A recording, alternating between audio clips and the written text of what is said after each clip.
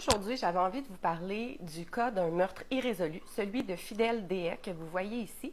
La raison pour laquelle cet événement-là m'a marqué, c'est que ça s'est passé dans mon petit patelin. Voici donc l'histoire de Fidèle Deshaies. Fidèle Deshaies était un homme dans la cinquantaine qui résidait à Salaberry de Valleyfield et il avait travaillé pendant près de 20 ans au ministère de la Justice. Depuis plusieurs années, il était maintenant greffier et juge de paix à la Cour supérieure de Valleyfield et il s'était rendu le 17 mai 1970 visiter son fils en compagnie d'un ami. C'est le dernier moment où quelqu'un peut confirmer avoir vu Fidèle Deshaies toujours vivant. Son ex-conjointe signale sa disparition dans la nuit du 19 au 20 mai 1970. L'enquête a commencé, mais M. Deshaies était considéré comme quelqu'un d'assez tranquille, de plutôt routinier, et il y avait peu d'éléments là, pour avoir une idée de qu'est-ce qui avait pu se passer dans le cas de sa disparition.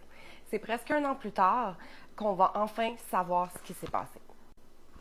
Le 27 avril 1971, un fermier accompagné de ses fils et ses animaux domestiques se promène sur sa terre, une érablière à Coteau-du-Lac, à quelques kilomètres de Valleyfield. Les animaux semblent détecter quelque chose, ils s'approchent, voient des vêtements, se rendent compte qu'il y a un corps qui est enterré sous environ 1 pied de terre et avec beaucoup de chaux vives. Ils contactent donc la Sûreté du Québec qui va arriver sur les lieux. Aussitôt, ils vont reconnaître les lunettes et la montre qui correspondent là, aux objets du disparu Fidèle Deshaies. Et suite à plusieurs examens médico-légaux, son identité et son décès vont donc être confirmés. Le corps décomposé avait les poignets menottés, donc on savait bel et bien là, aussi de la façon qu'il était enterré qu'il s'agissait d'un meurtre. La seule chose qu'on pouvait relier à M. Deshaies, c'est qu'au moment de sa disparition, il y a aussi eu une disparition d'exhibit au palais de justice. C'était dans une voûte. Il y avait seulement 4 personnes, dont M. Deshaies, qui possédaient la clé de cette voûte-là. Et c'était des exhibits concernant un trio de récidivistes là, qui avait été accusés d'un vol à main armée d'une banque à Sainte-Martine, donc aussi à quelques kilomètres de Valleyfield.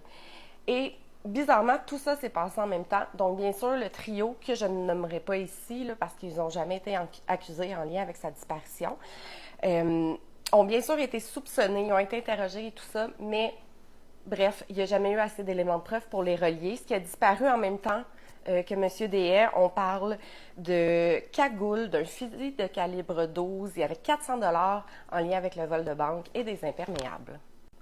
Si jamais vous avez des informations concernant ce meurtre, vous pouvez communiquer avec la Centrale d'information criminelle de la Sûreté du Québec au 1-800-659-42-64.